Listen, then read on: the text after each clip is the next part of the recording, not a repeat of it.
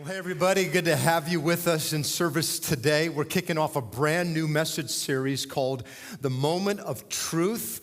I'm so excited about it. I'll tell you more about it here in just a second. I want to say hello to our church online family. Want to give a big shout out to our Anna campus that meets every single week in the Anna High School, as well as all the men and women in all of our Department of Corrections around America. Come on, everybody, one last time. Would you just put your hands together?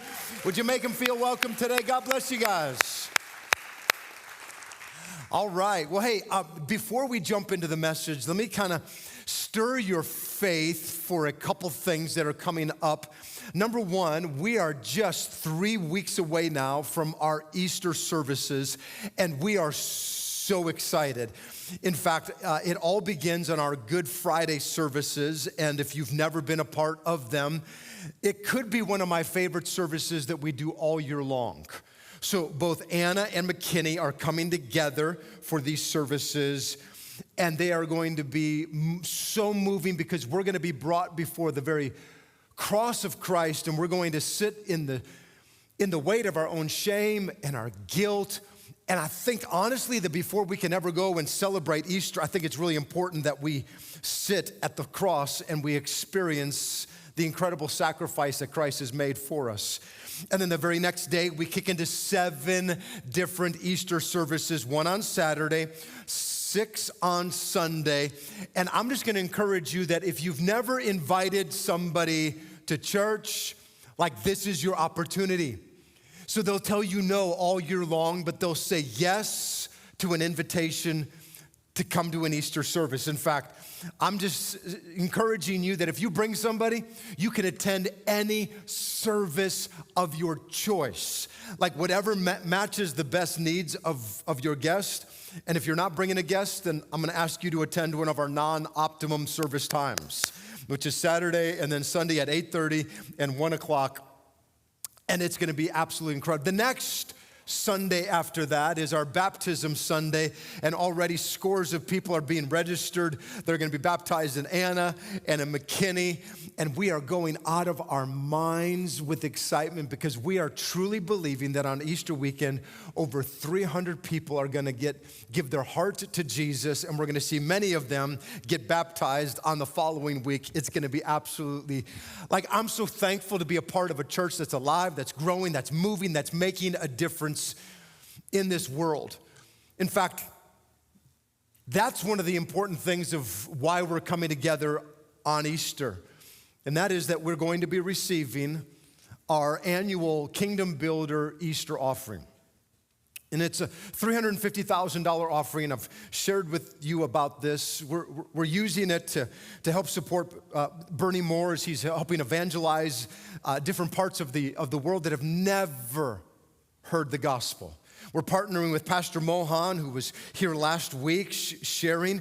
They're taking literally hundreds and hundreds, if not thousands of missionaries out of their church, pastors, and taking the gospel to the 1.8 billion people that have never even heard the name Jesus.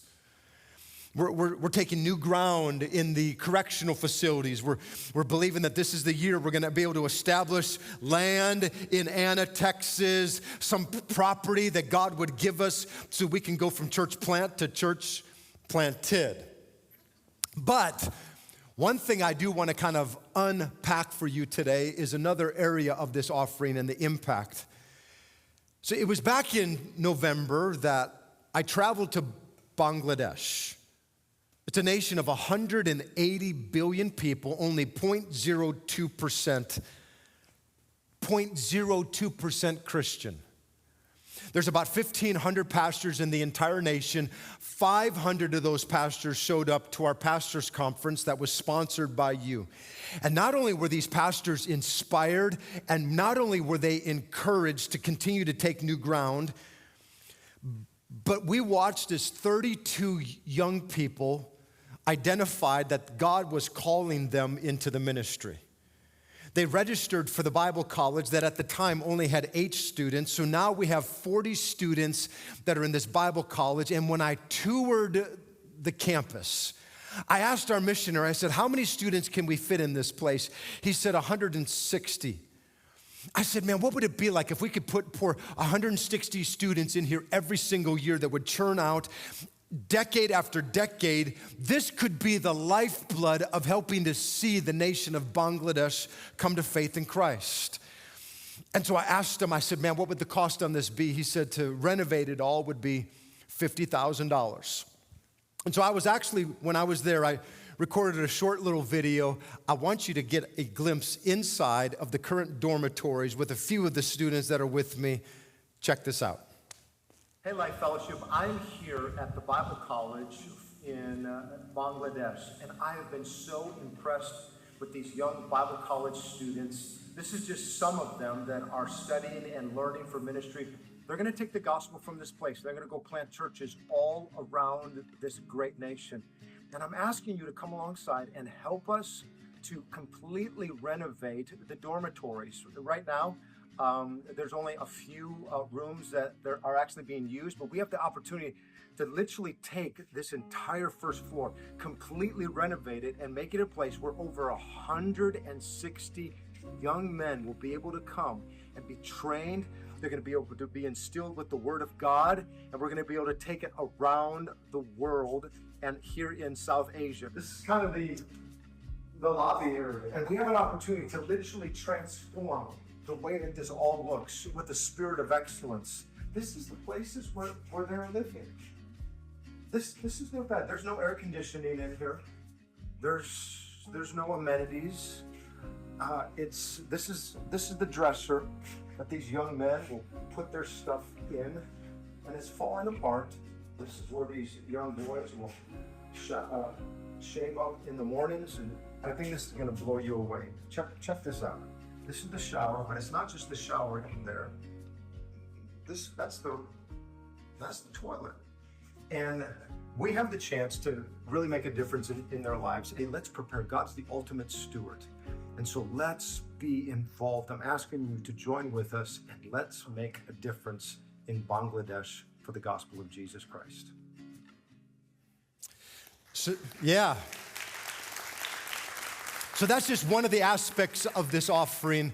And these young people, I'm going to promise you this, they will go from that place to plant churches. Many of them will experience extreme persecution. Some of them may even give their lives for the gospel. And so I'm just asking for 350 people that would rise up and say, hey, we're going to be a part of this offering. Some of you, I'm asking for 350 people that would give $1,000. Some of you can give $5,000, $10,000. Some of you may say, I want to adopt that program right there. We're going to renovate that entire thing and make it a place that is going to churn out young people for decades to come. And I'm just going to ask you to pray and listen to God and do what He says. And so as of today, let me kind of give you an update as to where we're at. We're still 3 weeks away from the offering actually being taken. We've had about $16,000 worth of pledges and offering come in, which still means that we have $333,000 still that we're believing God for. And so I'm just asking you weeks in advance to pray, and let's partner together and let's see incredible things happen both here locally and around the world. Now, let me ask you a question. How many of you have ever been to a counselor before? Come on, how many of you have ever been to counseling before? So I'm gonna tell you, honestly, my wife and I, we never have. But we're about to start going to counseling, okay? Not because there's something wrong in our marriage and in our lives. It's actually, things are really good right now. It's because we wanna keep it that way. And we wanna make sure that we build trust before any kind of storm ever visits our life, because I really believe that it is massively important. I think there's wisdom in sitting down with somebody that has even greater wisdom that can begin to help you to become stronger, that can begin to ask questions, that can help you to build trust before the storms of life actually visit your world. Because here's what I've learned, and that's that healing doesn't always start with great answers. Sometimes it starts with great questions. And what's interesting is that when you read through the Gospels, you're gonna find that Jesus was constantly asking questions. I think it'll boggle your mind, but 38% of all of his interactions with people, he was asking questions. Over 100 of them were recorded. And obviously, he wasn't asking questions because he needed answers. He was asking questions to help lead people to their moment of truth. And so what we're going to do over the course of these next 4 weeks is we're going to begin to look at 4 of what I believe could be the most important questions that Jesus asked. And we're going to allow Jesus, through the power of the Spirit of God, lead all of us to our moment of truth. In fact, it's going to culminate on Easter weekend, where we're going to tackle probably one of the biggest and least talked about subjects in all of Christendom, and that is spiritual doubt. I promise you, people that are going to be walking in on Easter have been battling with spiritual doubt, and Jesus actually asks this question to the disciple Thomas. He says, "Hey, my man, why do you doubt?" And I think it's going to be powerful. But today, I'm going to take you to Mark chapter number 4. And let me kind of give you the context of this before we jump into today's first question. So Jesus was speaking. The crowd was so big that he actually had to get on a boat, push a little way from the shore so he could speak to everybody. And while he's doing that, he looks over at his disciples and says, "Hey, boys, let's take this boat and let's go on to the other side of the Sea of Galilee." And what the disciples didn't realize was that the boat, which was Jesus' pulpit, was about to become an illustration that they would never forget for the rest of their lives. In fact, check this out. It says in Mark, it says, that day when evening came, he said to his disciples, "Let's go over to the other side." So leaving the crowd behind, they took him along just as he was in the boat.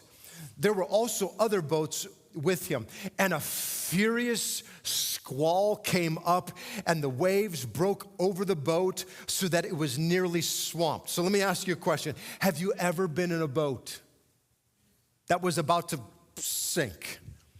Honestly, I never have, but I have been driving and I've hit black ice. How many of you have ever had that happen before? You've hit black ice. You're going fast. I mean, your car is out of control. You can't even, you're like, "Jesus, take the wheel." I've had Tatum screaming at the top of her lungs in our car before, grabbing onto my arm. That's exactly what these disciples were feeling. They thought they were about to die. Jesus was in the stern, though, sleeping on a cushion, which honestly, to me, that's funny. So they're freaking out, thinking they're going to die, and Jesus is taking a little cat nap.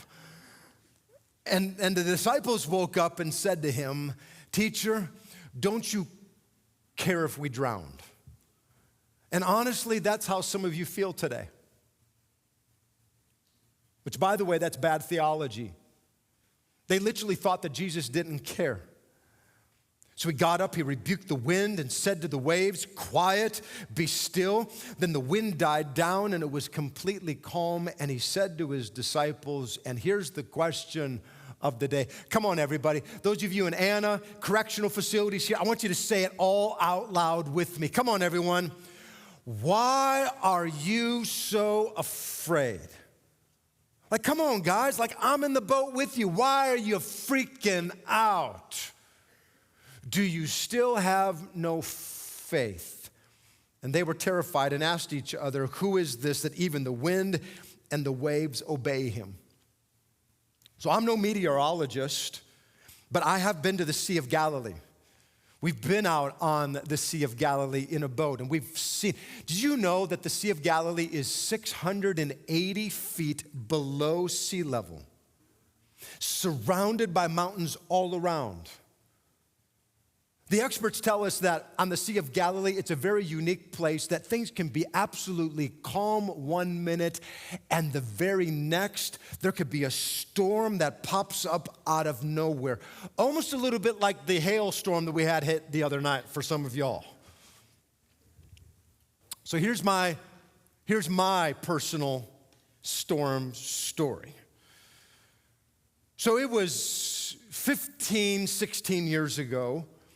There was this massive Texas storm that rolled into Dallas. There were these tornadoes that started popping up at different places. And Tatum and I were in our living room. We were watching the Weather Channel. And I'm telling you, everybody, if I'm lying, I'm dying.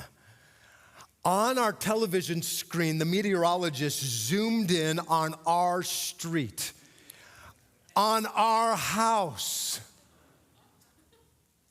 Said, if you live in this area, take cover now because there's a tornado that is forming above you. So Tatum, being a sane person, grabbed the kids, a bunch of pillows, ran into the bathroom, ducked and covered in the tub. Me? I ran outside. I don't know, I think I might have felt like I was half meteorologist and half a prophet from the Old Testament, you know what I'm saying? I'm out there like the prophet Elijah rebuking the storm in Jesus' mighty name. Tatum, she came running out. She's like, Chris, what are you doing? I'm like, baby, I think I see rotation, you know? How many of you would be like me? You'd be running outside. Come on, where are my friends at? Where are you at? Thank you. Yeah, baby, that's right. How many of you thinking you are out of your mind? You're with Tatum in the tub. All right.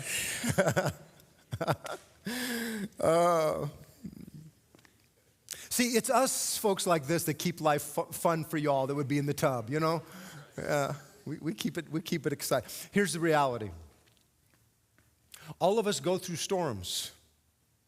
All of us go through difficult moments in our life. Like they all are going to hit us. So maybe for you, your storm might look like this. Like you're having the best sales month that you've ever had. You are crushing all of your numbers, and yet you hear that there are downsizing things happening at the company, and boom, before you even know it, you are out of a job. Or maybe for you, your marriage is better than it's ever been before, and yet the doctor calls up with horrible news, and you start thinking, how are we going to even make it? Maybe for you, life is good. You're so proud of your kids until you find out some of the choices that they've been making behind the scenes, and your heart is crushed. A lot of times, the storms in our lives, they actually don't happen in the sky. Sometimes they happen in our inboxes, in our bank accounts, in our minds, in our marriages, in our lives. And honestly, Christians are the absolute best at masquerading, at hiding the storms. Like we're so good at hiding behind our Sunday smiles that nobody even knows that you are actually in the middle of a storm. But the reality is that every single one of us, we all go through them. In fact, I'm going to ask this question as gently as I possibly can, but I want you to be as honest as you possibly can. How many of you personally are going through, or you have a loved one in your life that is going through a storm right now? Come on, if that's you, just put your hand up. Just put your hand up. Put it up, put it up, put it up. I know my hand's up. See, the reality is that we all go through them. We know somebody that's walking through them. And so what do? Well, today I want to dedicate this message to every person, every loved one that is watching, listening today, that you are going through a storm or you will be going through a storm, because I want to give you two truths that you can hold on to with all of your heart that are going to help you navigate through it. And the first one that I give you, and I really pray that this encourages you, is that you may be in the storm, but you're not alone. His presence is with you. It says in Mark, it says that a furious squall came up, the waves broke over the boat so that it was nearly swamped. But where was Jesus? Come on, everybody, where was Jesus? Jesus was in the stern. Like, He was in the stern of the boat, sleeping on a cushion. See, a lot of people think that if I walk with Jesus, then I'm never gonna go through storms in my life. And I think that's the exact opposite of what's true. I personally believe that that is a distorted view of the gospel. In fact, Jesus promised you the exact opposite. He said that in this life, you will face difficulties. You will face troubles. You will face storms. They're gonna come against you. And I'm gonna tell you why. Because you walked out of the darkness and you walked into the light. And the minute you walk into the light, get ready, because you are entering into a spiritual battle that is raging all around you. So when all of a sudden you start experiencing opposition and temptation, understand it's because you have now been put on the radar of the enemy. And he's gonna come against you with every force of hell to try to take you out, because you are no longer a part of the kingdom of darkness. You are now a part of the kingdom of light. And when you became a Christ follower, you moved from one side to the other. Hey, everybody, Christianity is not a playground, it is a battleground. And you are in a spiritual fight right now. Amen, everybody? And so a lot of times we think that if I'm walking with God, I'm not gonna have any storms visit my life. It's gonna be smooth sailing. And God never promised you smooth sailing, but what he promised you was that in the middle of the storm, you wouldn't drown. He promised that you wouldn't sink, because your God is with you, your God is for you. He causes all things to work together for the good, for those that love him and are called according to his purpose. He is in the boat with you. He is in the stern. You are not going to sink. You are not going down. And when you understand that, it changes everything. In fact, I came across a little study, and I think you'll find this interesting, that older people will live longer. So let me just say this. If you're older, which my kids would look at me and say, Dad, that's you. But if you're older, I'm gonna put some years on your life right now. You ready for this? The study came out and found that if you have something living in your house with you, you'll actually live longer. So in other words, if you have a plant or a fern, a dog, a cute dog, a little dog, a big dog, an ugly dog, a lap dog, and if you got a dog, or a gerbil, or a hamster, or a hedgehog, the study even said a cat. So I really question the findings in this scientific survey. But they said a cat. But if you have these in your house, you actually are going to live longer.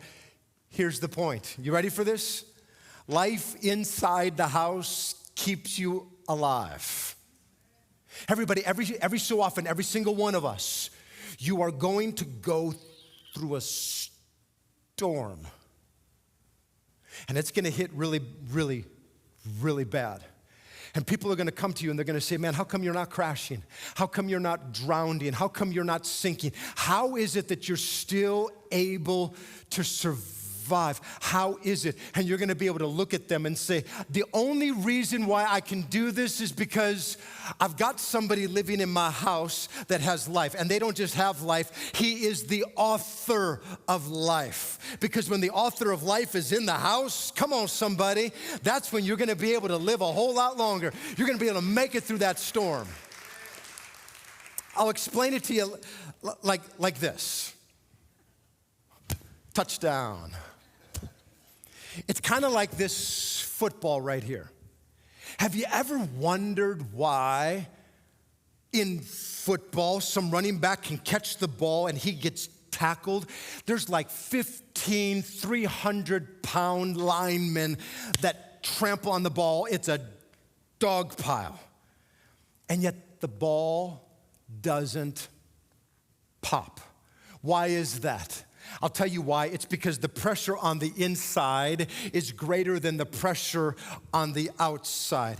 Everybody, listen to me. Every one of us, you're going to go through struggles. You're going to go through storms. You're going to go through difficulties. The waves and the winds will crash against your life, but you don't have to fear, because greater is He who is in you than he that is in this world. You are not going to be crushed. You are not going to be deflated. You are not going to pop. You're going to rise above it. Does anybody know what it is that I'm talking about today?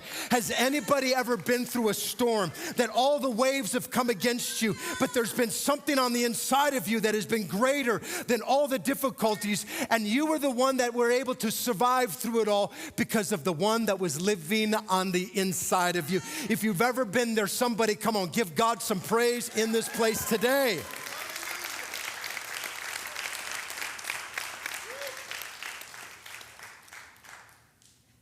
That's a spiral. Good catch. Touchdown. Here's the second point that I give you. Second truth. And that's this: you may be in the storm, but it's not pointless. It actually has a purpose. You see, sometimes God doesn't calm the storm because He's actually using it to grow you. I want you to think about this. Who said, let's go over to the other side? It was Jesus. Because Jesus knew that on the other side there was a man that was broken, possessed, and needing to be set free because he was cutting himself on the island of Gadara. And Jesus knew that on the other side there was a man that needed to be set free, so he was going to that place. But Jesus also knew that He was sending His disciples into the storm on purpose. And here's what I need you to understand today. Obedience doesn't keep us from the storm. Sometimes it leads us straight into it. And some of you here may be getting mad at me for saying something like that, to think something, because you're thinking, my goodness, are you saying, Pastor Chris, that God is creating the storms in my life? No, please hear me. I don't know if God is causing the storm or if God in His sovereignty is allowing it, but I can absolutely guarantee and promise you that God is using the storm to grow you. He's using it to do something on the inside that could have never happened unless you had gone through the storm. And I think that's why Jesus' half-brother James, he said this. He said, consider it pure joy, my brothers and sisters, when you face trials of many kinds. Wait a minute. James, you are out of your mind. You are crazy. You're saying I'm supposed to be like full of joy that I'm in a storm? Yeah. And here's why. Because you know that the testing of your faith, let me just stop right there. Some of you are being tested right now. Think about this. Why does a teacher give tests? Because the teacher wants to graduate you. The teacher wants to advance you. The teacher has new levels for you. And I would say it like this, that some of you are in the middle of a test right now because God is wanting to advance you. He wants to promote you. He wants to do something new in your life. It's time for you to go to new levels, new places, new operations in the things of God. And some of the times, the only way He can do that is to test you to make sure that you're ready for the next level. How many of y'all know the devil always attacks before God promotes? And God is using that storm to prepare you for something new. So James says, rejoice, because that test produces perseverance. So let perseverance finish its work so that you may be mature and complete, not lacking anything. So our church has a lot of younger people in their faith. There's a lot. And so God needs to mature us. How is He going to mature us? He does a couple things. He uses His word. He uses serving others. And He uses storms. anybody that I know that has a real, deep relationship and walk with God has been through some storms with Jesus. And they've realized that that storm has a purpose. They've heard his voice. They've seen him move. And they realize that God would never let them sink, but on the other side of that storm, there is purpose because the Lord is in the boat. God is with you. He is for you. He has never left you. He has never abandoned you.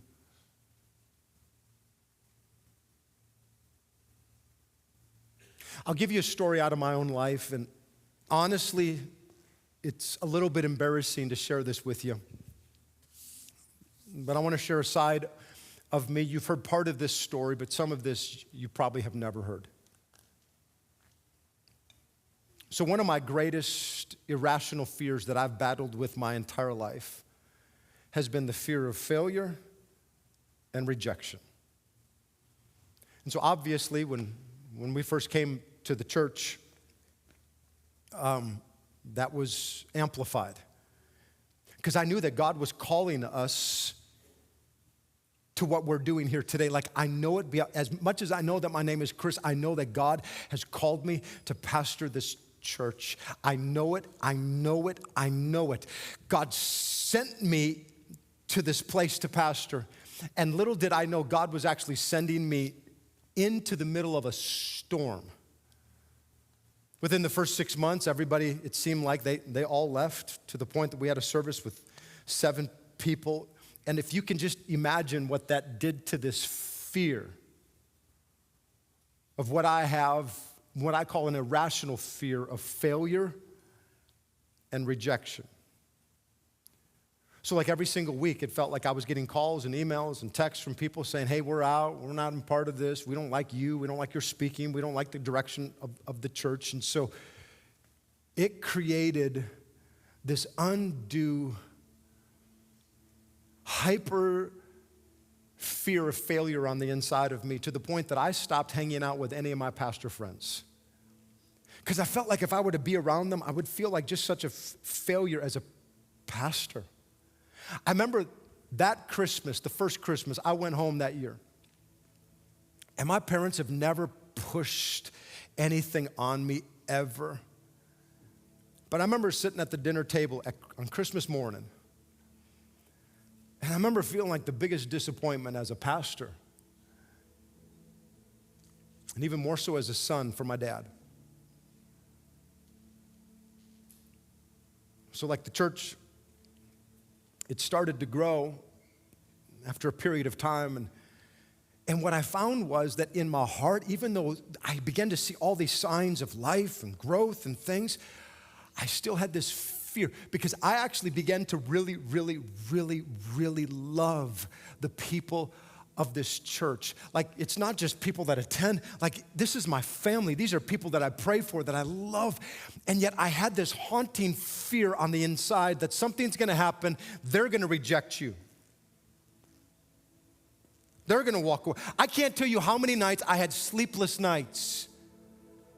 Irrational, stupid. Like when I look back now, I'm like, where did that come from? Like that wasn't even reality, but I was battling with all these things on the inside. I had all this silent pressure, all this anxiety. I'm ashamed to be able to say this to you today, that in the first year of me pastoring the church, there were times that I knew God spoke to me to speak truth from His Word, but I didn't. Because I was so scared that if I were to say something, I know that it would offend somebody and they would take off and they would leave because they're living in sin. And then everything came to a head about a year after we came here. So we were barely able to pay the bills of the church. And I found out that a man that I had trusted, somebody that I considered a very, very, very close friend, got one of the church's credit cards and racked up $25,000 worth of the most ridiculous, personal, lavish things, like $500 dinners with just him and his wife, just embezzled all this money from the church. I can't even describe to you like how wounded I was on the inside from betrayal. So when he was confronted, he acknowledged it and promised to pay it back, and he did so over the course of a couple years. But I remember when all that happened, here I am in this storm, and I'm battling all these irrational fears of failure and rejection, and then this happens. And in our old campus in Allen, we actually had these little portable buildings that were in the back. And I remember that day, I walked into one of those portable buildings, and I got down on my knees before God all by myself. And I just started crying. I just said, God, I can't do this anymore. I said, God, why are you letting me drown? And I will never forget it. When I heard his voice speak so clearly to me, it wasn't something audible. I heard him speak it so deep on the inside. He said, Chris, you're not going to drown because I'm in the boat with you. And the minute that he said that, it's like everything changed. I don't know how else to describe it to you. It's like I kind of woke up. And instead of seeing all of the waves and the betrayal and the fear and the anxiety and the failure, all of a sudden I just started seeing Jesus. I just started seeing the Lord. And I'm gonna tell you this, the storm did not immediately stop, but I can tell you what did stop, all the fear. And now years later, I can tell you that I don't lead with the spirit of fear anymore. I lead not from looking at the situations that are all around. I lead from looking at the Lord himself and to see his direction. And I'm telling you today, listen to this, where God may want to take you, may require a storm to shape you. And God used that to shape who I am in my life. But the disciples were not there yet. They were still freaked out. They were still looking at the wind, the waves, the fears. They said, hey, Jesus, wake up. Hey, Jesus, wake up. And so notice what Jesus does in Mark chapter 4. It says, Jesus got up and rebuked the wind. And I don't know what that looked like. I don't know if he said, bad wind. Bad wind. You stop. Time out. You're in time out now. You're gonna go sit in time. I don't know what he did. Anyways, I'm getting ready to be a papa, so I'm getting all that in.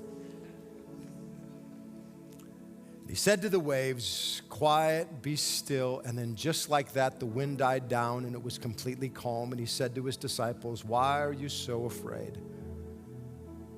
Like, don't you remember that I'm the one that can open up blinded eyes and unstop deaf ears, that I can raise the dead, that I am the author of life? Do you still have no faith? And they were terrified, and they asked each other, who is this that even the wind and the waves obey him? So I want you to see this here. Don't miss this. This is powerful. At the height of the storm, the disciples only saw Jesus as a teacher. As a teacher, because they said, hey, teacher, don't you care if we drowned in the storm? Don't you care that we die in this? Hey, teacher. In other words, they only saw him as somebody that had great ideas and somebody that they respected. But when Jesus rose up and spoke to the storm and said, peace, be still, and the seas were silenced, no longer were the disciples scared of the storm. They actually now had a reverential awe of the authority and the majesty of Jesus. And from that moment on, they no longer called him teacher. They started calling him Lord. And so today, if you are in a storm and if you are a Christ follower, I'm asking you a question today. Why are you so afraid? Because you need to realize today that Jesus is in the boat with you, that he has not left you, he has not abandoned you. God is able to cause all things to work together for the good, for those that have called him, that are according to his purpose. You may be in a storm, but I'm here to tell you today, the presence of God is with you, and your storm is not pointless. There's actually purpose in it because God is getting ready to promote you. There's new levels, there's new influence, there's new authority that God is bringing you to in your business, in your marriage, in your testimony, with your kids, and in your life. I ask you today, why are you so afraid? When Jesus, the Christ, the Son of the living God, is in the boat with you. Amen, everybody?